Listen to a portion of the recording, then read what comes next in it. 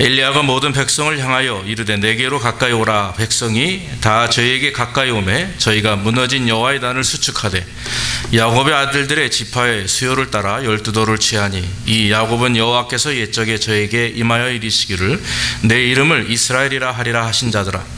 저가 여호와의 이름을 의지하여 그 돌로 단을 쌓고 단으로 돌아가며 곡식 종자 2 알을 용납할 만한 도랑을 만들고 또 나무를 버리고 송아지의 각을 떠서 나무 위에 놓고 이르되 통 넷에 물을 채우다가 번제물과 나무 위에 부으라 하고 또 이르되 다시 그리하라 하여 다시 그리하니 또 이르되 3번 그리하라 하여 3번 그리하니 물이 단으로 두루 흐르고 도랑에도 물이 가득하게 되었더라.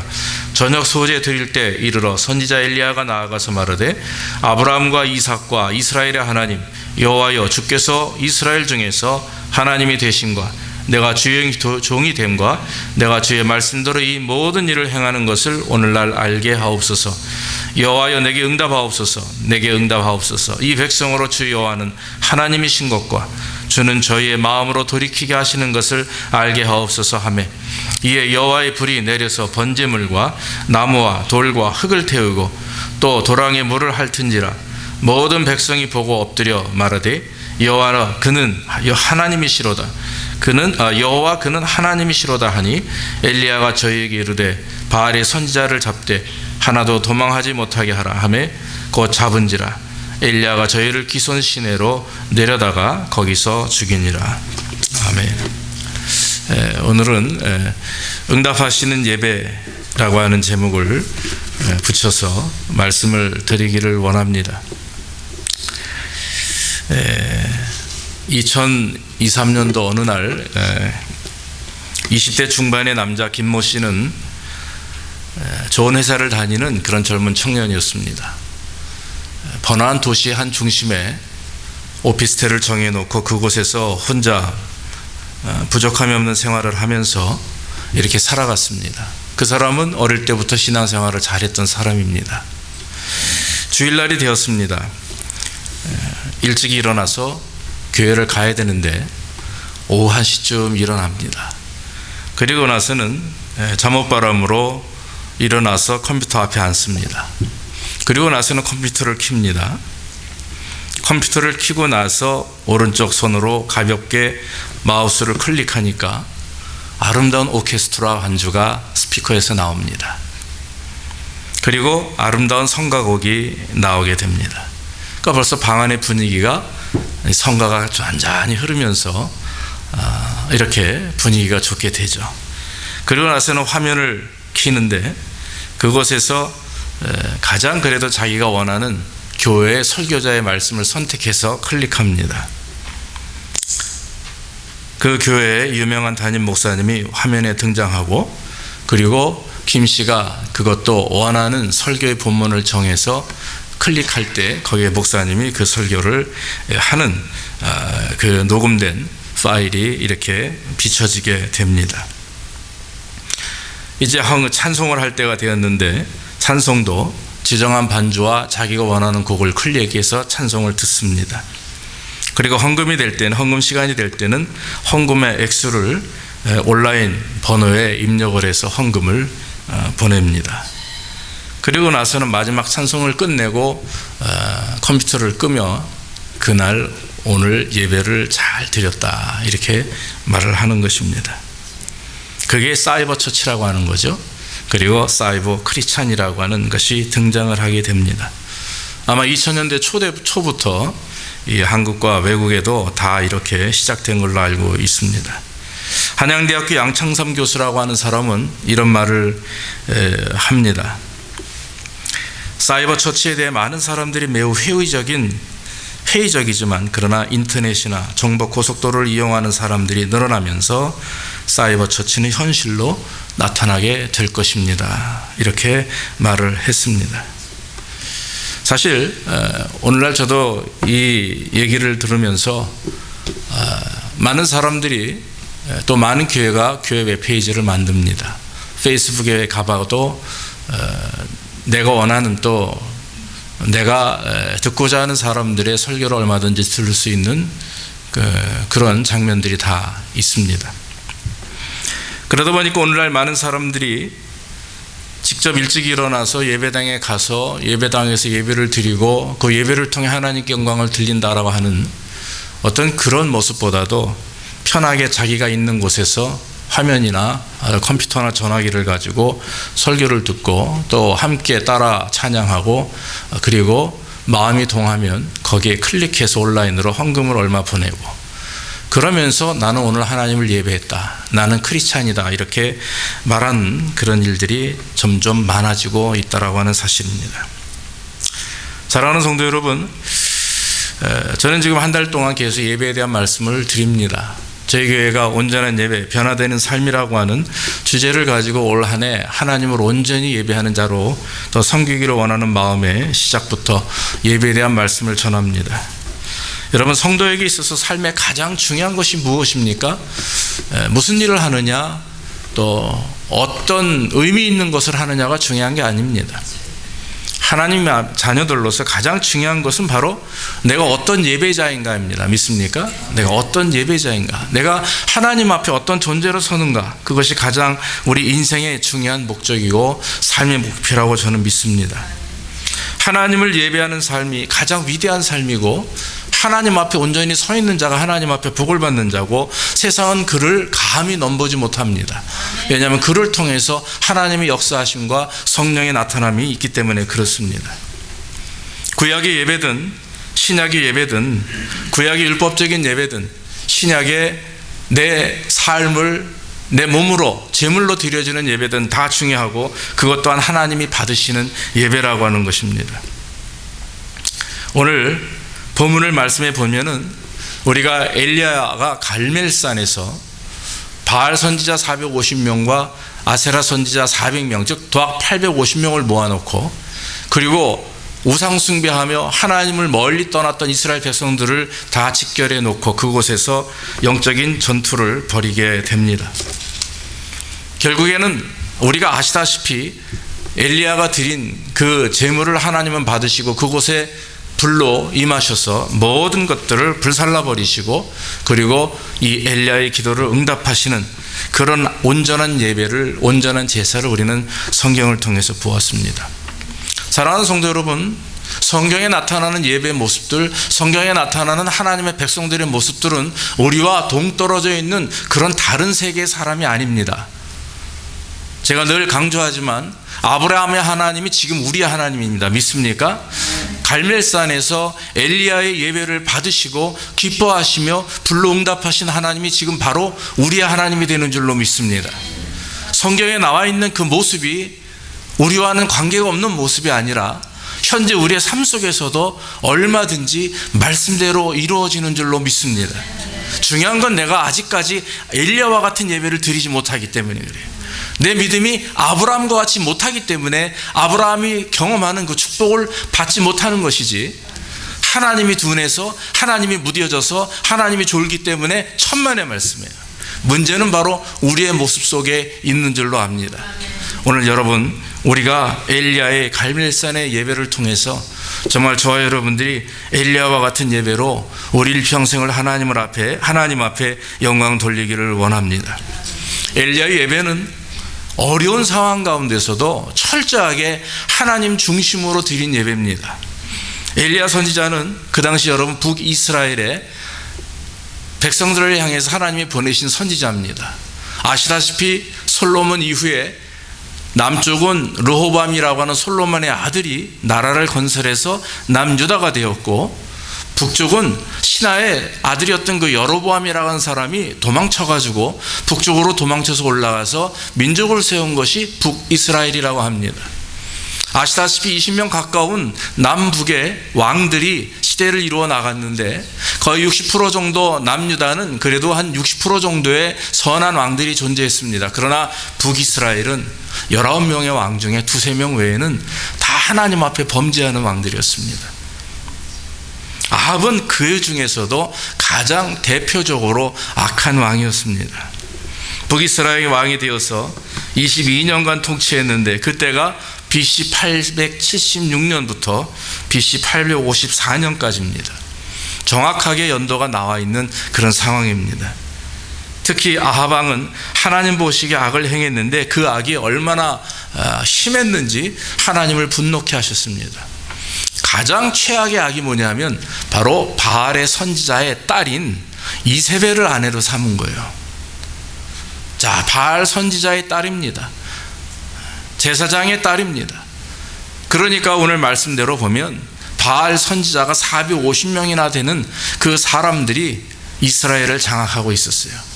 아세라 선지자의 400명이라고 하는 제사장들이 이스라엘을 장악했습니다. 이렇게 우상을 숭배하는 제사장들이 이스라엘을 장악하고 있었죠. 영적으로 암흑시대입니다. 영적으로 무디었습니다. 아무리 하나님을 찾으려고 해도 하나님을 찾을 수 없는 그런 상황이었습니다. 아합 왕은 이세벨의 말대로 그대로 따라했습니다. 하나님의 전에 하나님을 예배하는 것들을 다 문을 닫아버렸습니다. 성전 문을 굳게 닫아버리고 성전에 침범하지 아무도 접근하지 못하도록 합니다. 심지어는 제단 위에 우상을 숭배하는 그런 상징물들을 올려놓습니다. 그러면서 더 사악한 것은 하나님의 선지자 50명을 모아놓고 다 몰살을 시킵니다. 심지어는 엘리야도 죽이기 위해서 애를 씁니다. 너무나도 이스라엘의 범죄가 극심하다 보니까 하나님이 분노하셔서 이스라엘에게 기근과 어려움을 주셨습니다. 3년 반 동이라 하는 기간 동안 이스라엘은 이슬 하나 내리지 않았습니다. 너무나 기근이 심해서 이스라엘은 걱정과 어려움 속에 있었다라고 하는 것입니다. 이런 암흑시대, 이런 영적으로 무뎌지고 깜깜한 이 시대에 하나님은 그의 마음을 돌리지 않으셨습니다. 계속해서 이스라엘에게 어려움을 주셨습니다. 열왕기상 17장 1절에 보니까 이스라엘 하나님 여호와의 사심을 가리켜 맹세하노니 내 말이 없으면 수년 동안 우로가 있지 아니하니라. 비와 이슬을 말하죠. 이와 같이 성경은 우리에게 말씀하고 있습니다. 3년 반 동안 비와 이슬이 그치고 심각한 흉년을 맞이하게 되었습니다. 이렇게 되니까 사람들은 또 습관이 나옵니다. 어떻게 됩니까? 고통받으면 원망합니다. 진짜 성도는요, 고통받으면 회개합니다. 할렐루야. 가짜 성도는 고통받으면 원망합니다. 먼저 누굴 원망합니까? 내 주변에 있는 모든 사람들을 원망합니다. 환경을 원망합니다. 나아가서는 하나님을 원망합니다. 그 고통과 어려움이 나로 인해서 온 것임에도 불구하고 나의 죄와 나의 잘못을 돌이키기보다는 내 주변과 심지어는 하나님을 믿는 사람들조차도 하나님을 원망하게 되었습니다. 이스라엘 사람들이 출애굽을 하면서 40년 동안 하나님의 광야를 지나게 하실 때 그들이 하나님의 은혜를 하염없이 받았음에도 불구하고 매 순간마다 어려움을 경험하면 제일 먼저 원망하는 것이 지도자인 모세였습니다.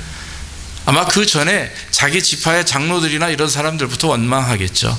그러나 성경은 모세에게 심지어는 돌을 던지려고 하는 그런 사악한 모습들도 볼 수가 있었습니다. 결국 모세를 원망하는 것은 결국 나아가서 하나님을 원망하는 것까지 이르게 되는 것입니다. 사랑하는 여러분, 우리가 삶 속에서 어려움을 경험할 때, 특별히 영적인 암흑을 경험할 때 우리가 해야 될 일은 하나님 앞에 회개하는 것입니다. 회개가 하나님을 제일 가까이 하는 그런 최선의 방법입니다. 십자가는 하나님께로 나아가는 그리스도의 날개다, 그런 말이 있습니다. 바클레이라고 하는 유명한 분이 하신 말씀인데, 그 말은 십자가의 사건, 즉 십자가에 죽으신 예수 그리스도, 나의 죄 때문에 죽으신 그리스도를 생각하며 내 죄를 고백하고 하나님 앞에 회개할 때 하나님께 나아가는 가장 큰 지름길이다라고 하는 것입니다. 환란과 어려움 속에서 굴복하지 않고 오늘 엘리야는 하나님 앞에 나와 하나님께 간절히 간구합니다. 아합에게 쫓기기도 하고 이세벨에게 쫓기기도 합니다. 그럼에도 불구하고 엘리야는 하나님 앞에 나옵니다. 담대하게 하나님의 말씀을 의지해서 바알 선지자들과 아세라 선지자들을 불러 모아서 영적인 전투를 벌이게 되는 것입니다. 은혜를 주시고 응답하시는 그 역사하시는 하나님을 기대하며 그 하나님 앞에 온전한 모습으로 나아가는 성도들을 하나님은 기뻐하시는 있습니다. 우리가 지금 어떤 삶을 살아갑니까? 어떤 삶 가운데 있는지, 우리가 어떻게 하나님을 예배하는지 하나님은 거기에 관심이 있습니다. 인생을 살아가며 저 사람이 무슨 일을 하며 어떤 사람과의 관계를 가지고 어떤 일터에서 무슨 모습으로 일을 하는지 그것도 하나님은 관심이 있으시죠. 그러나 여러분, 진짜 관심은 그 마음 중심에 정말 그곳에 하나님이 계신가, 그곳에 하나님을 예배하며 하나님을 의지하고자 하는 마음 속에 내가 성전이므로 내가 거하는 것이, 그것이 일터가 성전이 되고 하나님의 나라가 되는 것을 하나님은 원하시고 기뻐하신다라고 하는 것입니다. 여러분, 진정으로 드리는 예배가 무엇입니까?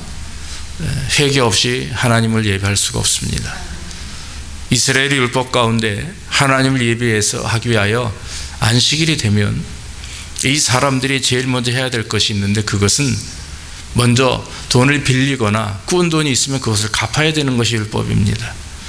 두 번째는 싸우고 혹시라도 잘못된 관계가 있었으면 그 사람에게 가서 그 사람의 죄를 지적하는 것이 아니라 내가 잘못했어 사과하고 용서받고 와야 하나님은 그 예배를 받으신다라고 이스라엘 사람들은 믿고 있었습니다.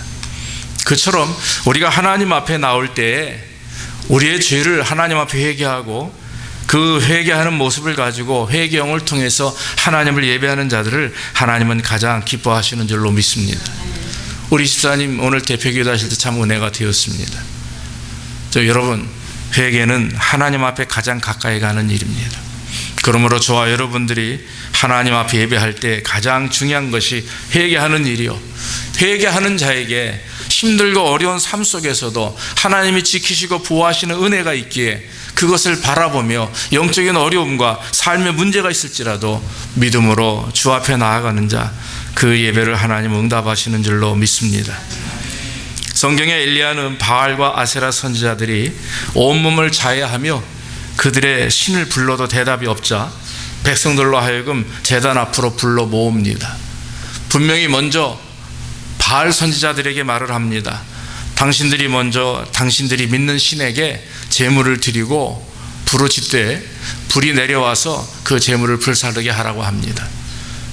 한나절이 지나도록 그 사람들이 부르짖고 애원해도 하늘은 아무런 소식이 없습니다. 태양은 내리쬐죠. 날은 덥습니다. 가뭅니다. 이 사람들이 지치기 시작합니다. 지치다 보니까 이제 자기 몸에 칼로 몸을 그으며 피를 흘리며 자해하며 형용할 수 없을 정도의 행동을 통해서 또 그들이 믿는 바알을 불러댑니다. 그러나 하늘은 꿈쩍하지 않습니다.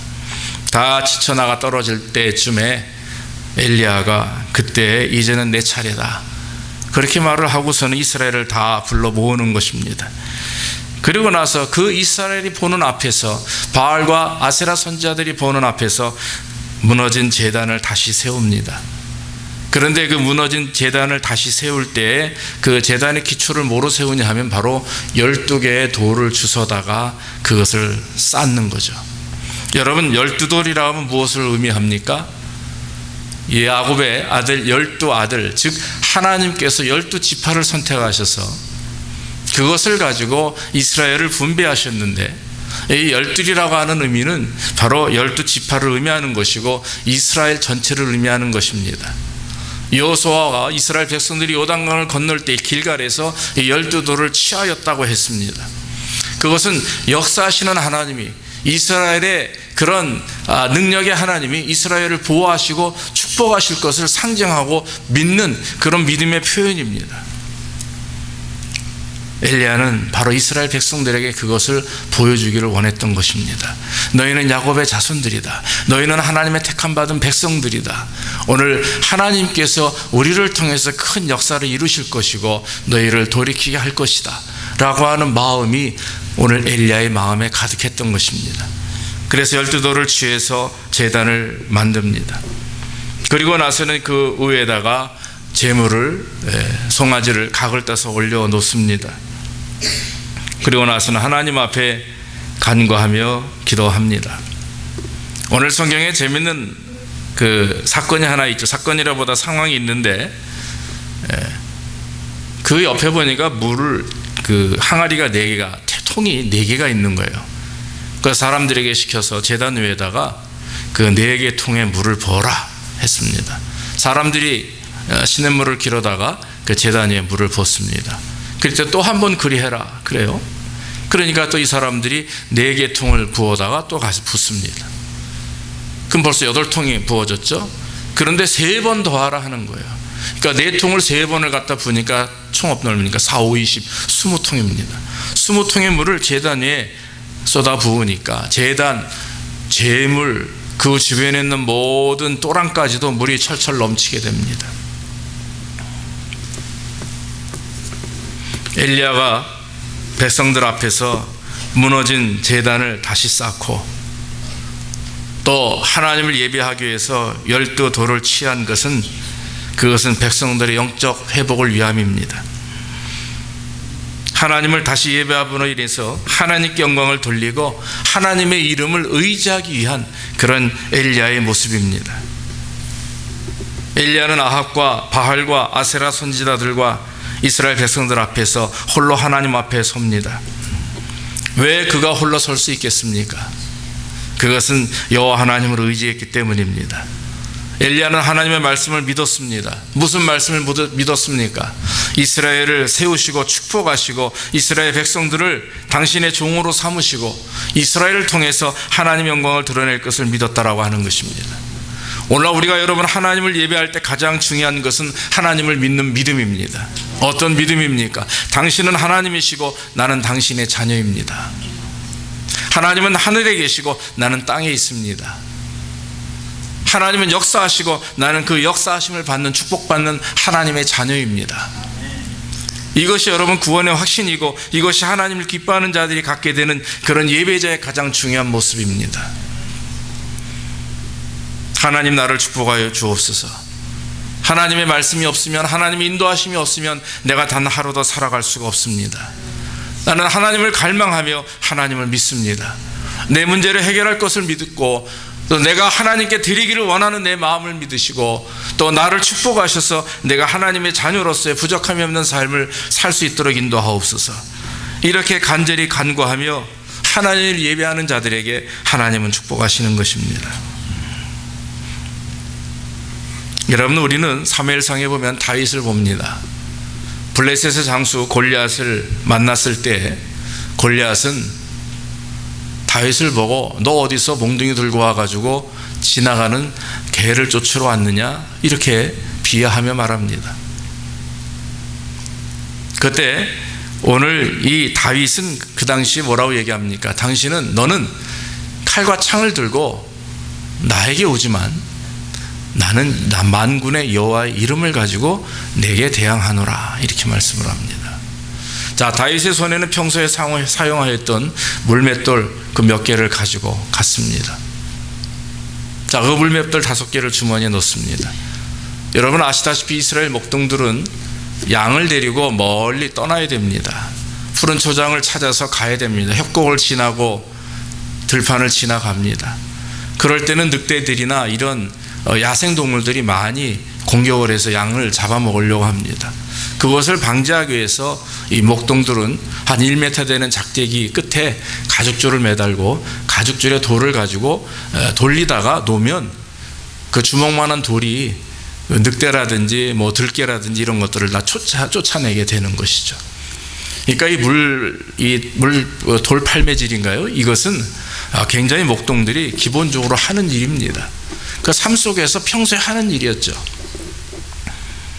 다윗이 골리앗을 대할 때 다윗이 믿었던 것은 물맷돌을 믿은 것도 아니었습니다. 다윗이 믿었던 것은 자기의 믿음도 믿은 것이 아니었습니다. 다윗이 믿은 것은 무엇입니까? 여호와의 이름입니다. 이름. 여호와 하나님의 이름. 이름이라고 하는 것 안에는 모든 것이 포함되어 있습니다. 김성애라고 하면 김성애라고 하는 사람이 어떤 사람인지 알 사람은 다 아는 거예요. 외부적으로 겉으로 드러나는 모습들도 알 것이고 오히려 제 부족함을 내면적인 것을 다 아는 것은 저희 아내와 우리 아이들은 저를 너무나 잘 알 것입니다. 김성애라고 하면 어떤 사람인지 이미 다 압니다. 마찬가지로 여호와 하나님이라고 하면 하나님을 믿는 사람들은 다 알게 되어 있습니다. 할렐루야. 왜냐하면 성령께서 깨닫도록 역사하시기 때문에 그래요. 가장 중요한 것은 여호와 하나님을 아는 것입니다. 호세아의 고백처럼 힘써 여호와를 알자. 여호와의 긍휼하심을 알고 여호와의 능력을 알고 여호와의 베푸심을 알 때 그 사람은 하나님을 가까이 할 수가 있는 것이죠. 그런데 다윗은 그것을 알았습니다. 비록 10대 어린 소년이었지만 얼마나 하나님이 위대한 분이며 이스라엘의 가장 훌륭하신 지도자시며 이스라엘을 구원하신 구세주고 능력이신 자심을 알았기 때문에 다윗은 두려워하지 않았습니다. 이 전쟁은 하나님께 속한 것이다라고 하는 것을 믿었습니다. 그래서 담대히 나가서 평소에 하던 대로 물맷돌을 슬슬 돌리다가 한 방 날렸는데 미간에 맞았어요. 어떤 학자는 그렇게 얘기합니다. 블레셋 사람들은 보통 커다란 이 투구를 머리에 쓰는데 이날 골리앗이 다윗을 너무 얕잡아 보고 그것을 벗어버린 거죠. 여러분, 그 골리앗이 가지고 있는 창의 무기 끝에 있는 그 창끝의 무기만 300근이라고 그러나요? 그렇대요. 그러니까 인가 보통 사람은 들 수도 없는 그런 커다란 창입니다. 그거를 듣고 키가 2m 50 정도 되는 그 사람 앞에 조그만 다윗이 돌 하나로 무너뜨리게 되는 거죠. 쓰러져 있는 골리앗을 쫓아가서 다윗은 골리앗의 칼을 빼어들고 골리앗의 목을 칩니다. 블레셋 사람들이 순간 다 도망갑니다. 그러나 이스라엘이 쫓아가서 그들을 멸절시킵니다. 사랑하는 성도 여러분, 하나님의 이름을 믿는 자는 하나님을 예배할 수밖에 없습니다. 우리의 예배가 온전치 못하는 이유는 무엇입니까? 우리가 삶 속에서 하나님을 드러내지 않는 삶, 우리의 삶 속에서 죄와 벗삼아서 세상과 같이 살아가는 삶의 이유는 무엇입니까? 아직까지 여호와 이름을 모르기 때문에 그래요. 그의 믿음은 거짓된 것일 수가 있습니다. 그의 신앙은 겉으로 드러나는 껍데기 신앙일 수가 있습니다.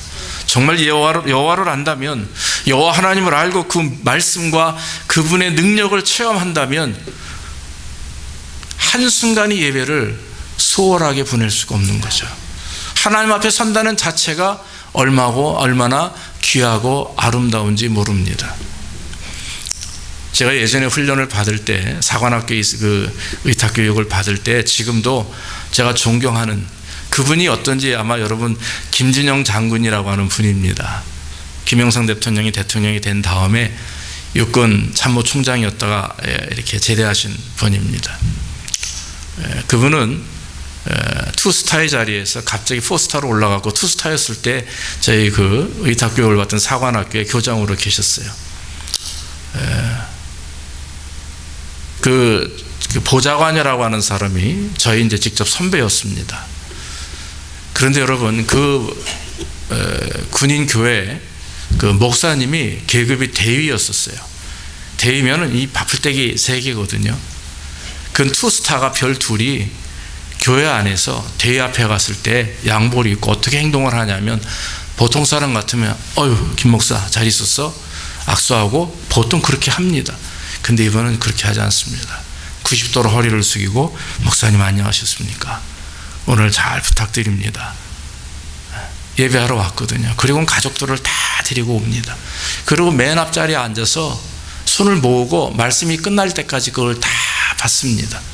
그리고 조용히 가실 때는 또 목사님에게 허리를 90도로 인사하고, 교회 안에서만큼은 그분을 영적인 지도자로 섬기고 인사를 잘 드리고 그리고 갑니다. 그 사람들에게, 군인들에게 어떤 메시지를 전할 때는 꼭 끝에 하나님의 가호, 하나님의 축복이 여러분들이 있기를 원합니다, 이렇게 축복을 하고 마칩니다. 힘들고 어려운 시기에 저는 그분을 보면서, 어떤 그분의 모습을 보면서 많은 감동을 받았습니다. 겸손이라고 하는 것이 굉장히 중요하죠. 우리 하나님을 믿는 성도들에게 가장 중요한 필수 조건입니다. 근데 특별히 더 겸손함이 필요한 게 있는데, 그것은 영적 겸손이라고 하는 거죠. 저는 분명히 그분이 영적으로 겸손한 자라고 생각이 됩니다. 사랑하는 성도 여러분, 하나님의 이름을 알기 때문에 하나님을 잘 섬기는 자들은 겸손합니다. 사람을 대할 때도 겸손합니다. 하나님의 종을 대할 때도 겸손합니다. 심지어는 자기보다 못한 자를 대할 때에도 겸손합니다. 왜냐하면 그 안에는 그리스도의 겸손이 있기 때문에 그렇습니다. 예수를 믿는다고 하는 것은 예배를 드린다고 하는 의미가 아닙니다. 예수를 믿는다고 하는 것은 예수님과 하나 된다라고 하는 것입니다. 예수님과 동행한다고 하는 것입니다. 예수님의 성품을 소유했다라고 하는 것입니다. 그렇기 때문에 우리가 하나님을 예배할 때 온전히 하나님을 예배할 수 있도록 주께 영광을 돌려야 될 줄로 믿습니다. 엘리야가 하나님 앞에 간절히 기도하고 간구합니다. 그때 하늘에서부터 불이 내려옵니다. 불이 내려 제단의 제물을 불살라 버렸다라고 하는 것은 제물을 드린 사람들의 죄를 하나님이 용서하시겠다라고 하는 의미입니다. 하나님이 불로 태우셔서 모든 죄를 소멸하시고 이스라엘을 용서하시겠다 하는 그런 사랑의 메시지입니다.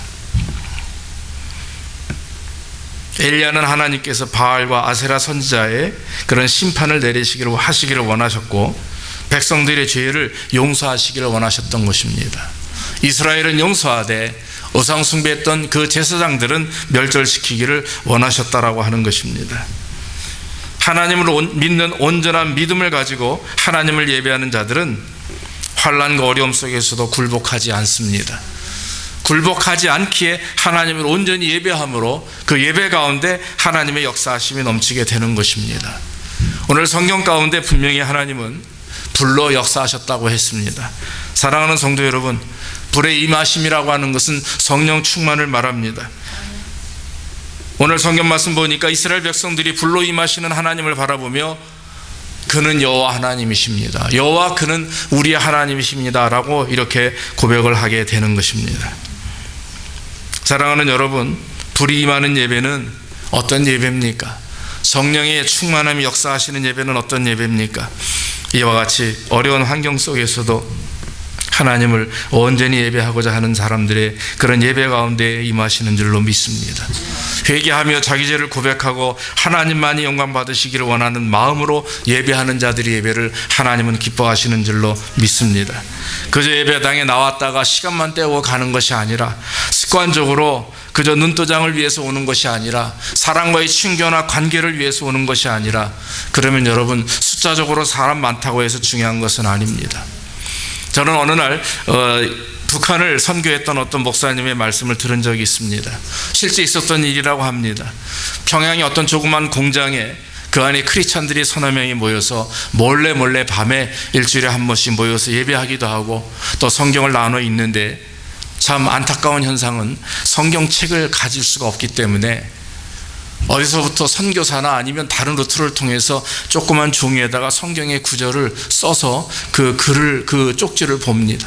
세네 명이 앉아가지고 그 쪽지를 돌아가면서 읽습니다. 그러니까 오늘 내가 보는 말씀 바로 한 절, 그 한 줄의 성경 말씀인 거죠. 그걸 감사하는 마음으로 그걸 돌려가면서 봅니다. 찬양도 소리 내어서 찬양하지 못합니다.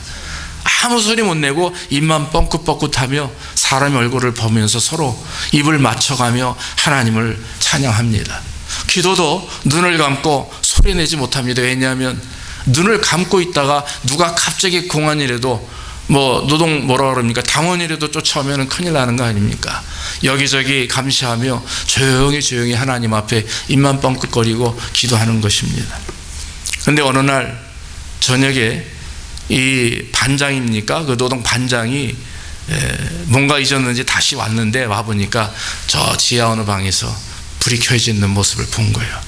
그래서 가가지고 슬쩍 들어갔는데 세네 사람이 앉아가지고 뭘 열심히 보고 있습니다. 근데 순간 그것을 아무도 모르고 있다가 그 여자 한 분이 그것을 보고서는 놀랬죠. 하지만 놀란 기색을 하면 큰일 나는 거 아닙니까? 그러니까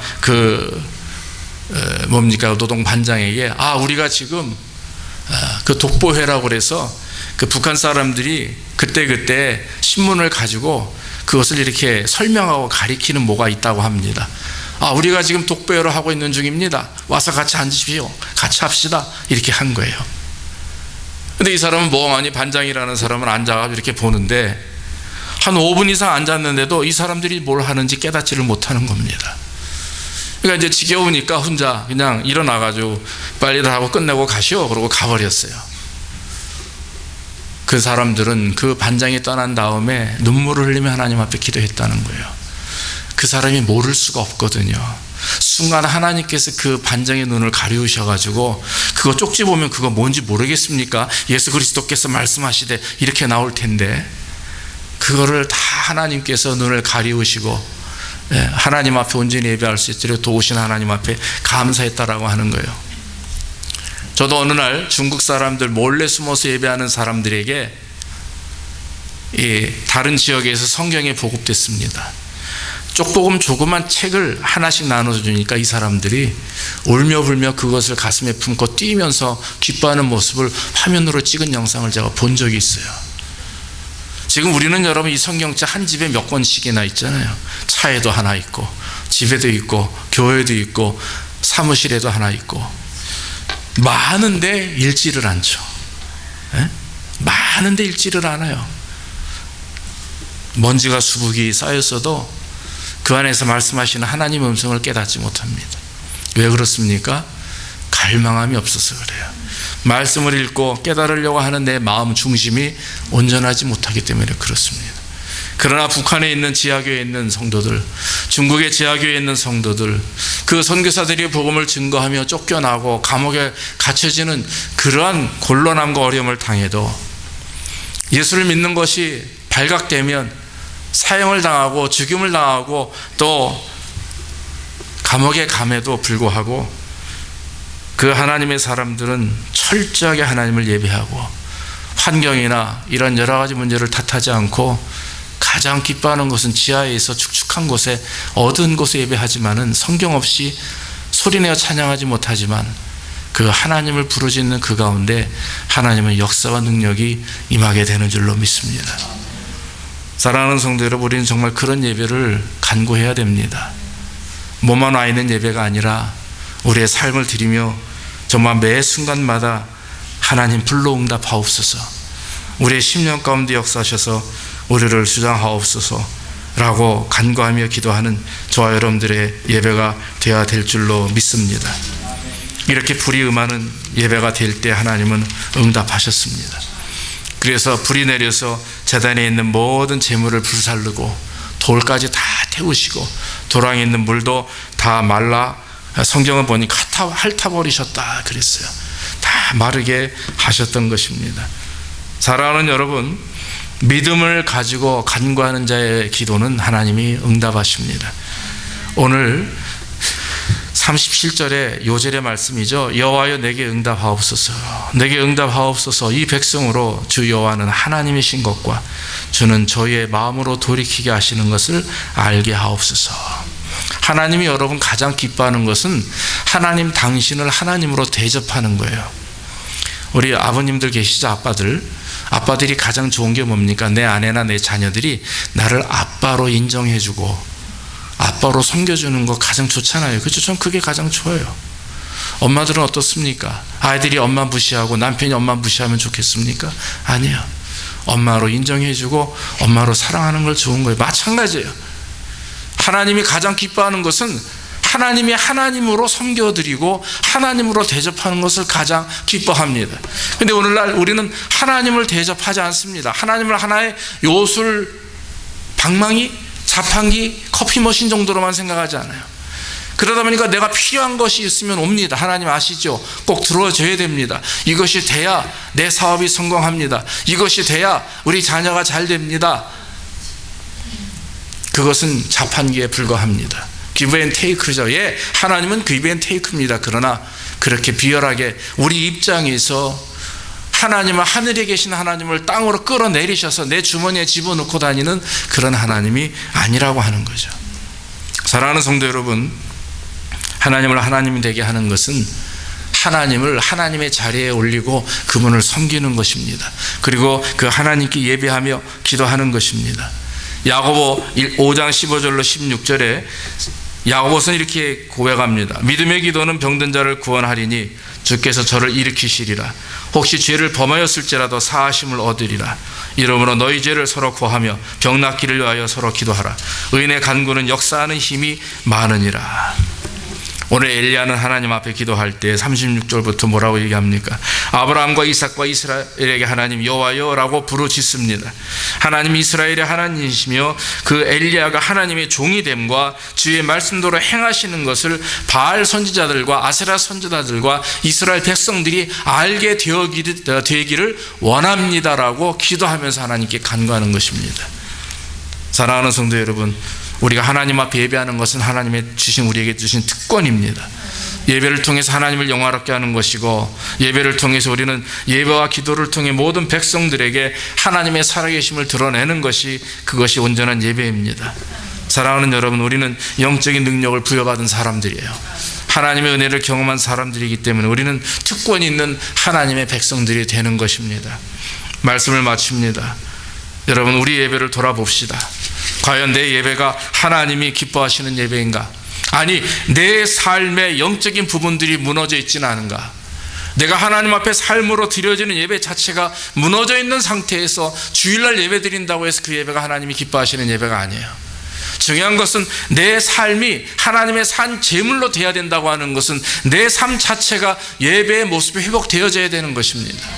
월요일부터 토요일까지는 세상 모습으로, 인간의 모습으로 막 살다가 주일날 아침에 얼굴 꾸미고 와서 옷 입고 와서 앉는다고 해서 그것이 예배가 아닙니다. 진정한 예배는 제단을 다시금 신축하고 매일의 삶 속에서 하나님의 이름을 높이고 12도를 취하여 엘리야가 예배한 것처럼 하나님이 회복하실 것과 하나님이 역사하실 것과 하나님이 나를 축복하시고 내가 하나님의 자녀라고 하는 확신과 믿음을 가지고 생활하고 승리하고 또 넘어졌더라도 하나님 바라보며 다시금 주님 앞에 나와 예배하는 자의 예배, 그 예배를 하나님은 기뻐하시는 줄로 믿습니다.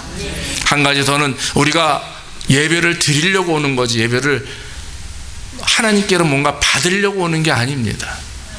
저는 목회적으로 날마다 하나님 앞에 저와 여러분들이 그런 예배를 드리길 원하기를 기도합니다. 하나님, 우리 예배를 받아 주시옵소서.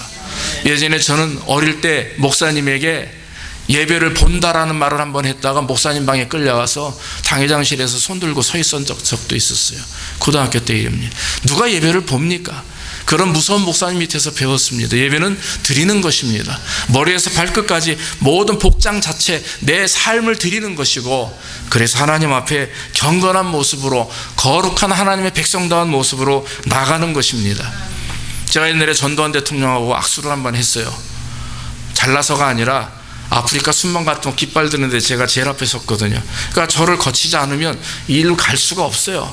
그러니까 제 그 등치가 그때나 지금이나 똑같습니다. 고2 때나 딱 악수를 했더니 이렇게 위아래를 훑어보시더라고요. 그날부터 잠이 안 옵니다. 전두환 대통령하고 악수를 한 손 아니에요. 누구 말대로 씻을래도 씻기가 아까워요. 그분의 그 손 핸드크림인가요? 무슨 향수 냄새 같은 게 배어 있더라고요. 이 말씀을 드리는 이유는 우리가 하나님 앞에 온전한 삶을 믿음으로 가지고 살아갈 때 중요한 것이, 여러분, 정말 내 삶이 하나님 앞에 얼마나 드리는 삶이 될 것인가, 저는 그것을 저와 여러분들이 다시 한번 돌아보기를 원합니다. 하나님 앞에 드리는 것, 내 삶을 드리는 것, 하나님께 영광을 돌리는 것, 잊지 않고 하나님의 축복하심을 기억하고 마음속에 간직하기를 원하는 것, 그런 삶이 우리 안에 있기를 원합니다. 여러분, 모쪼록 정말 온전한 예배, 하나님께 응답받는 예배, 엘리야와 같은 예배를 통해서 저와 여러분들이 복을 받는 역사 있기를 주의 이름으로 축원합니다. 기도하겠습니다. 이 시간에 하나님 앞에 감사하며 기도합니다. 두 가지 기도합시다. 하나는 말씀대로 나의 예배는 무너져 있지 않은가, 차갑고 냉랭한 예배로 습관적인 예배를 드리진 않는가 돌아보며 기도합시다.